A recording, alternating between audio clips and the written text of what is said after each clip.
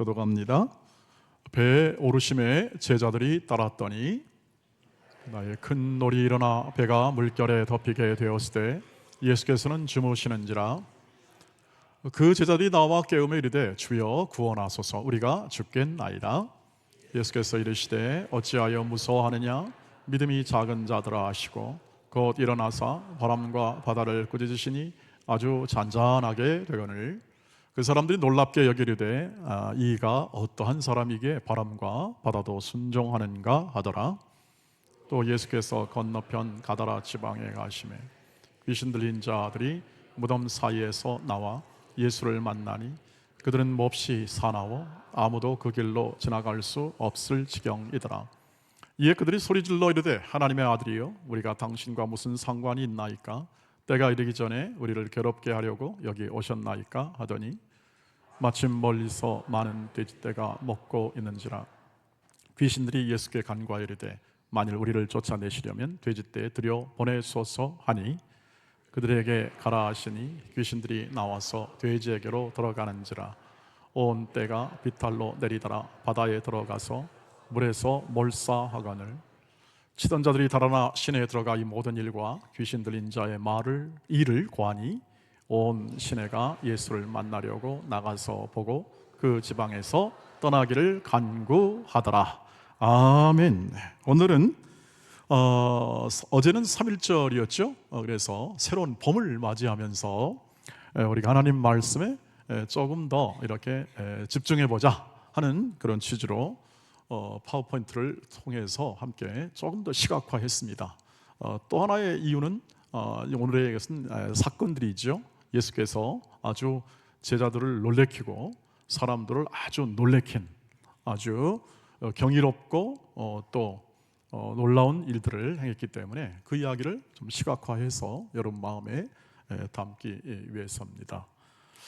오늘 제목에 따라서 보시면 말씀드린 대로 우리가 읽었습니다만 두 개의 사건이 나와 있는데, 첫 번째 사건은 바람과 바다를 잠잠케 하신 주님의 일하심이 나와 있습니다. 갈릴리 바다에서 바람이 불어 이렇게 파도가 칠 때에 함께 타고 있던 제자들이 무서워가지고 주님을 찾습니다. 주님께서 이렇게 바람과 바다를 꾸짖죠. 잠잠해라 하니까 바다가 정말 잠잠해져 버리고 말았습니다. 사람들이 놀랐습니다. 도대체 이가 어떤 사람인가, 이 예수님은 도대체 어떤 분이길래 이렇게 바람과 바다도 순종하는가, 이렇게 놀라운 일들을 나타내는 기록을 우리가 읽었습니다. 말씀을 읽었죠. 내용은 이야기는 그렇습니다. 제자들을 놀래키는 거죠. 놀래키고 또 기적을 일으켜 제자들을 깨워내는 것을 볼 수 있습니다. 두 번째 본문에 읽었던 그 내용은 귀신 들린 자를 고치신 예수님의 기록입니다. 다시 말하면 귀신을 축출하신 예수님. 두 사람이 있는데 두 사람이 귀신 들려가지고 사람들이 어찌할 수가 없어요. 귀신 들리면 방법이 없잖아요. 통제가 안 되니까 사람들이 다 포기하고 무덤 사이에서 왔다 갔다 하면서 사람을 놀래키고 불안하게 하고, 그리고 어찌할 바를 모르고 있을 때 예수님께서 그것을 보시고 이 형편을 보십니다. 그런데 재미있는 건 귀신들이 알아서 기었습니다. 하나님의 아들이신데 왜 나를 괴롭게 하십니까? 우리를 괴롭게 하십니까? 그러면서 귀신들이 간청을 합니다. 하나님 아들, 우리가 저 돼지떼에 들어가게 하여 주시옵소서 하니까 예수님이 그렇게 말했습니다. 그래라, 들어가라. 그랬더니 아예 들어간 귀신들이 전부 다 한 2,000마리가 되는 돼지떼에 들어갔는데 전부 다 바닷가로 전부 다 이렇게 들어가서 아주 다 죽어버리고 말았습니다. 돼지를 치던 사람들이 경악을 한 거죠. 도대체 이분은 누구냐? 동일한 질문이겠죠? 아까 저들처럼 동일한 질문이었는데 그것을 보고 이제 이 돼지천달이 시내에 들어가서 사람들에게 알립니다. 시내에 있는 모든 사람들이 다 와서 도대체 어떤 분인가라고 그렇게 이렇게 보기 위하여 나왔는데 예수님을 보고 그들이 한 건 뭐냐면 제발 우리를 좀 떠나주시기를 바랍니다. 이렇게 얘기를 간구를 했다라고 이 성경이 기록이 되어서 귀신 들린 자를 쫓아내시고 돼지떼에게 들어가게 허락하사 이 영적 세계에 있는 이것들을 그냥 말씀만 함으로써 제압할 뿐 아니라 다 이렇게 제거해낼 수 있는 능력을 가지신 주님의 일하심을 잘 보여줍니다.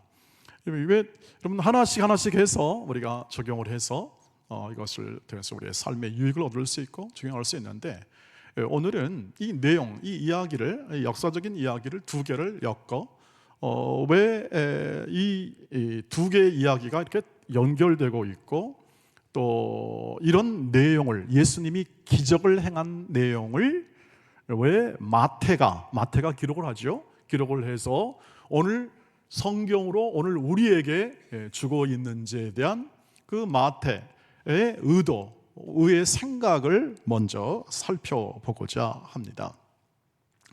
마태가 이것을 한 이유는 뭐냐면 앞에서 이렇게 주님을 따르라는 내용을 가지고 앞절에서 나옵니다. 뭐라고 그러냐면 서기관이 주님을 따른다고 하니까 주님께서 야, 네가 정말 나를 따르려냐? 난 내가 가는 길은, 네가 따라오는 길은 정말 평안 혹은 세상적인 가치로 인한 보상, 이런 길이 아닌데 나를 따라올 수 있겠느냐? 라는 그러한 주님의 말씀이 있었고, 그 다음에 제자가 아버지 장사 지내고 나를 다시 주님을 따르게 하옵소서라고 그렇게 말을 하고, 그 다음에 주님의 응답이 이렇습니다. 죽은 자들로 하여금 죽은 자들을 장사하고 너는 나를 따르라, 이렇게 말함으로 주님을 따르는 것, 주님과 함께하고 즉 주님을 믿는 것이야말로 가장 중요한 우선권이고 긴급하고 가장 중요한 가치이다. 양보할 수 없는, 대체할 수 없는 우리의 삶의 가치다는 것을 얘기를 했습니다.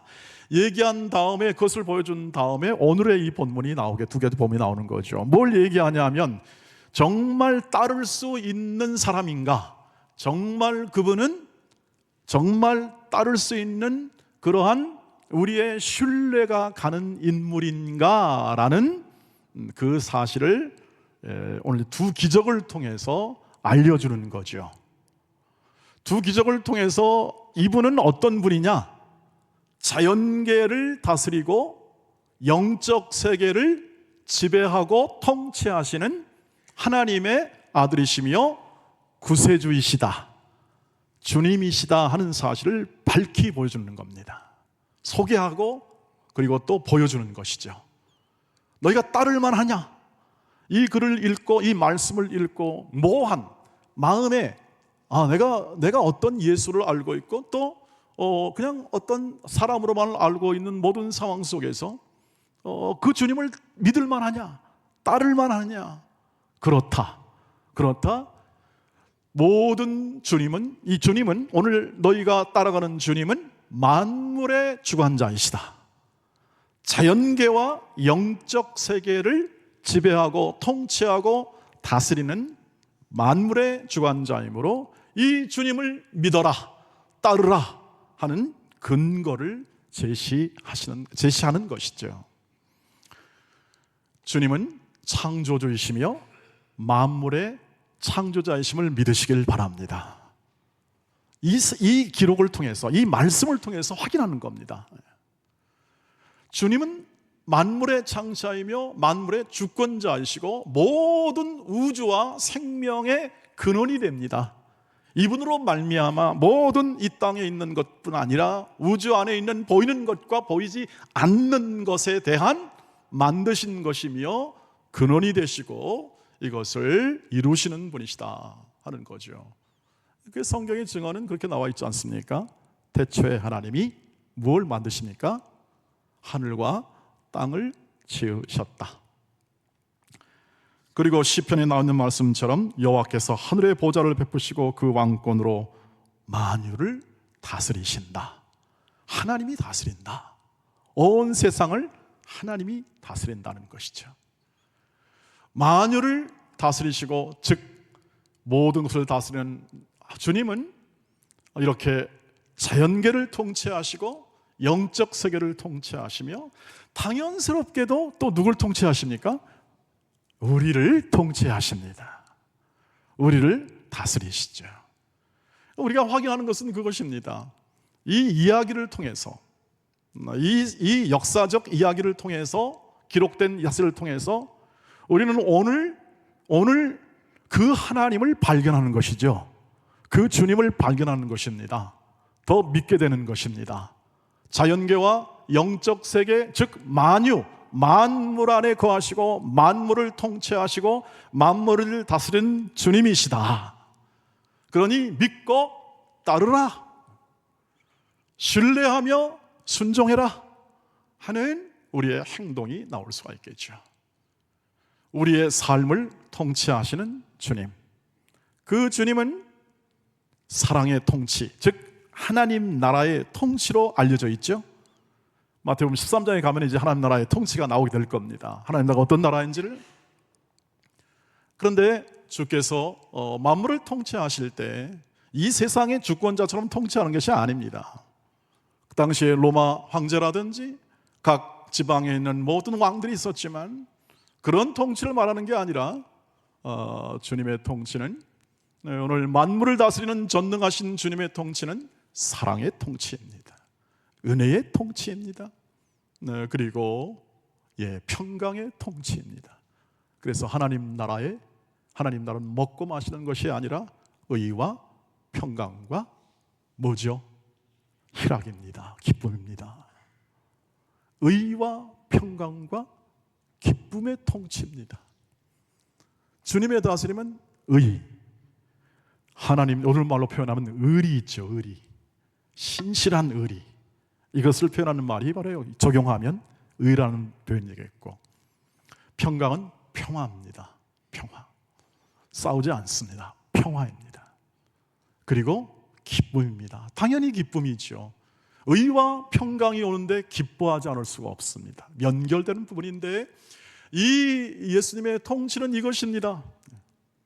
우리를 다스리시고, 오늘 이 사건을 통하여 확인하여 우리가 말씀을 통해서 더 우리가 마음에 담을 수 있는 것은 뭐냐면, 우리의 삶에서 우리의 모든 것을 통치하시니까 우리가 우리의 삶의 모든 통제권을 주께 드리시기를 바랍니다. 당연한게도, 너무나 당연하게도 마치 주님은 우리의 인생에, 오늘 배 안에 있던 모든 저들처럼 우리 인생의 항해에 있는 이 배의 선장과 같은 분으로 모시길 주의 이름으로 축복합니다. 여러분, 우리 모두의 교회의 선장이시죠. 교회의 선장. 왜? 우린 전부 다 한 배에 타고 있잖아요. 우린 동원이라는 동원호의 선장님으로 예수님을 모시고, 통치자이신 예수님을 모시고 있는 것과 같죠. 우리 장로님이 기도했지 않습니까? 동쪽의 낙원, 우리 교회가 동쪽의 낙원이에요. 동원을 잘해서 동원이 아니라 동쪽의 낙원, 우리의 하나님께서 만드신 에덴 동산처럼 하나님의 의의 통치, 평강의 통치, 기쁨의 통치가 임하는 하나님 나라의 이 땅의 모델 하우스로서 존재하는 동원교회. 그래서 동원의 이 말씀으로 우리가 적용하자면, 동원의 이 배 안에 항해에 우리가 주님을 선장으로 모시고 우리의 모든 배의 통제권, 우리의 인생의 통제권을 주께 맡기고 갈 때에 우리는 우리를 다스리시는 주님에 대한 우리의 합당한 순종이 이루어질 줄 믿습니다. 그분은 전능하신 우리의 선장입니다. 그냥 선장님이 아니십니다. 일반 선장님이 아니시라 전능하신 우리의 선장이시죠. 바다를 잔잔하게 하시고 귀신을 쫓아내며 우리의 삶의 세세한 부분까지 우리의 인생과 삶을 인도하시는, 또 잘 보시고 조절하시고, 그 다음에 어떤 상황이든지 잘 적응할 수 있고 또 환경 속에서 임할 수 있도록 우리를 이끄시는 주님이신 것을 꼭 믿고 따르시길 주의 이름으로 축복합니다.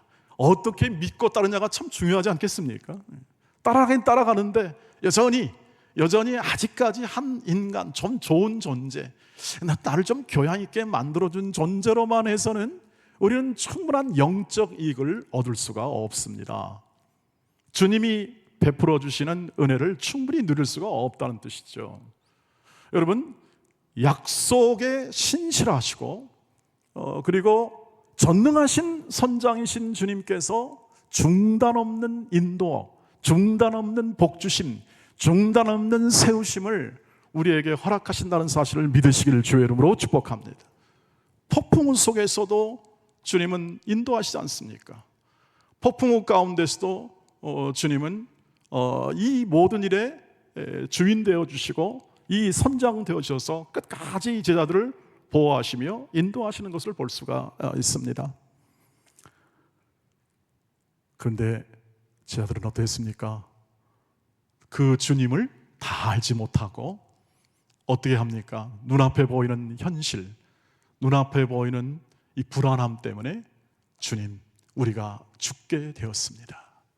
그때 주님이 이렇게 말씀하시죠. 믿음이 적은 자들아, 왜 두려워하느냐? 무슨 뜻일까요? 너는 지금 이런 뜻이었을 겁니다.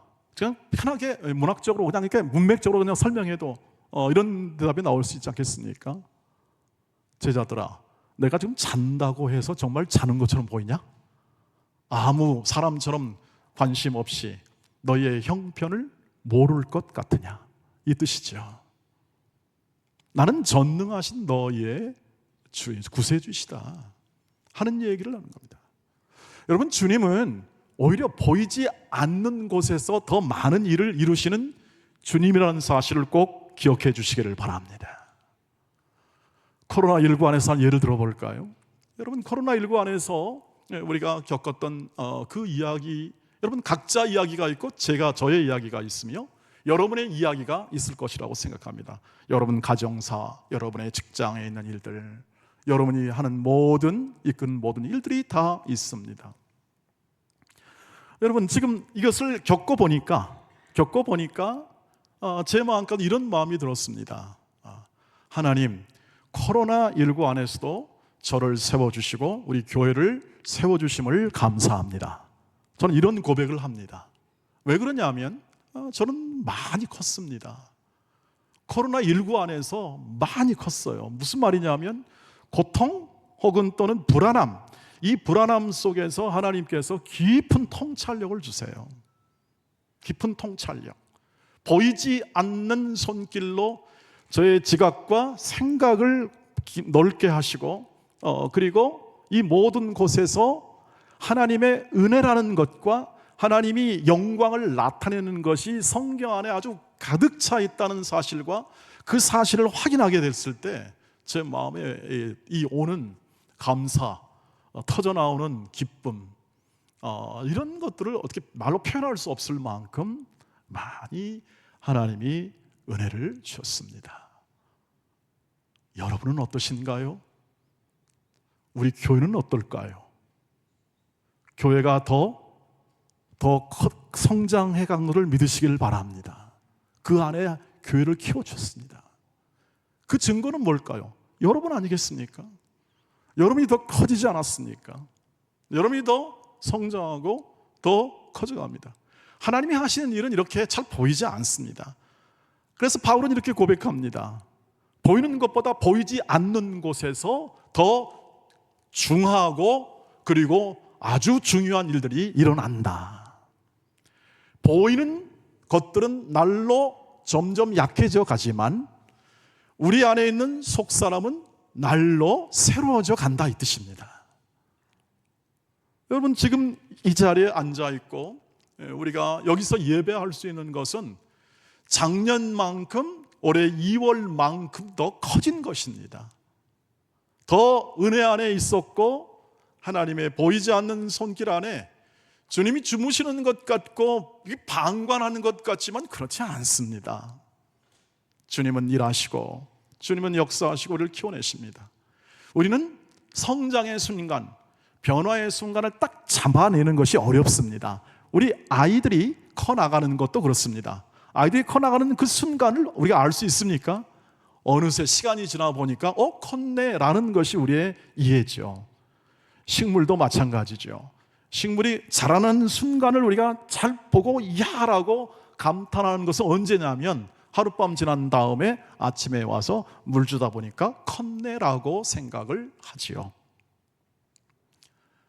하나님은 영이시기 때문에 성령을 통해 일하시면 바람처럼 우리 또한 흔들리는 나뭇가지를 보고 그 바람을 이해하듯이 하나님이 일하셨다 하는 것은 우리의 고백은 뭐냐면 일정한 시간이 지나고 그리고 변화되고 성장한 모습을 보면서 우리는 확인하고 성령의 일하심을 확인하는 것이죠. 사랑하는 돈의 가족 여러분, 저와 여러분이 이렇게 맞닥뜨렸던 어려움 속에서도 우리를 세워주시고 우리와 함께 하신다면 이 평상 속에서 언제나 하나님이 우리와 일상에서 함께 하심을 믿고 세상을 두려워하지 않게 되기를 주의 이름으로 축복합니다. 불안하지요. 이 세상이 불안하지요. 그리고 환경 조건이 불안합니다. 그러나 이것을 기억하십시오. 역사 이래 인간의 역사는 이렇지 않은 날이 없습니다.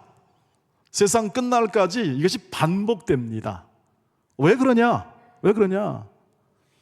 이 세상의 것들로 이 세상이 주고 있는 모든 것들은 결국 죄와 사망의 권세 아래서 모든 일이 진행되고 있기 때문에 그렇습니다. 잘하는 것과 못하는 것과 그리고 더 훌륭한 일과 이 모든 것들은요 전부 다 이 죄와 사망 아래에서 진행되는 것들입니다. 그래서 결국 죽음으로 끝납니다. 뭘로 끝나요? 소멸입니다. 소멸. 없어지는 겁니다. 근데 사람들은 알지 못하니까 그냥 가는 것입니다. 이 세상의 주권자들과 이 세상에 있는 모든 사람들이 가지고 있는 생각을 가지고 가는 겁니다. 끝까지 가보자. 안 가보면 어떻게 하겠습니까? 살아있는데 가야지요. 이상도 세우기도 하고 꿈도 세우기도 합니다. 그러나 세상이 다 낼 수 있는 결과는 사망이죠. 죄의 싹은 사망인 것처럼 답을 주지 못하고 끝까지 불안하면서도 나아갑니다. 그러나 우리가 담대할 수 있는 것은 무엇입니까? 세상을 두려워하지 않는 것은 무엇입니까? 우리는 결말을 아는 사람들입니다. 우리 인생에 걸어가는 길에 내가 어디서부터 왔고 지금 어떻게 살고 있고 앞으로 우리의 결말은 어떠한지를 알고 죽음 이후에 어떤 일이 우리에게 있는 것도 약속으로 주어져 알고 있습니다. 우리의 지나가는 모든 삶에서 주권자이신 예수께서 우리의 삶을 통치하시되 모든 조건과 환경 안에서 일하심으로 우리의 불리한 조건, 약한 조건 아래서 일하심으로 성장, 우리를 키워내심을 믿으시기를 바랍니다. 왜 이 세상에서 살게 하십니까? 왜 이런 불리한 조건에서 살게 하십니까? 왜 내 마음에 들지 않는 좀 더 좋은 환경, 내 마음에 평화를 주는 환경 속에서 왜 놔두지 않냐면 우리를 성장, 키워내시기 위해서입니다. 우리를 저주함이 아닙니다. 우리에게 준 조건, 우리 대한민국에 준 조건, 여러분 가정 안에 있는 조건, 우리가 맞닥뜨리는 모든 삶의 불안정한 조건들이 우리를 허락하신 하나님의 만물의 주권자이며 선장이신 그 주권자이신 하나님이 우리 것을 허락하는 이유는 뭐냐 하면 이곳 안에서도 내가 너희를 키워내어 이런 조건과 환경 안에서도 하나님을 믿고 사는 사람이 바로 이 사람이다, 내 자녀이다, 이 믿음대로 살아가는 삶이다 하는 것을 어떻게 합니까? 세상에 증언코자 함입니다. 그러므로 두려워하지 마십시오. 그 모든 환경과 조건을 붙잡고 계심을 믿으시기를 주의 이름으로 축복합니다. 내 환경도 붙잡는다면 만물의 주관자이신 하나님이 이 나라와 민족의 운명과 이 모든 것을 붙잡고 있음을 우리는 말씀을 통해서 믿을 수가 있습니다. 그러니 두려워하지 마시고 이 세상에서 모든 통제권을 주께 맡기고 살아가는 믿음의 삶, 주를 따르는 삶을 잘 살아가시기를 주의 이름으로 축복합니다. 그것입니다. 오직 의인은 믿음으로 말미암아 살리라.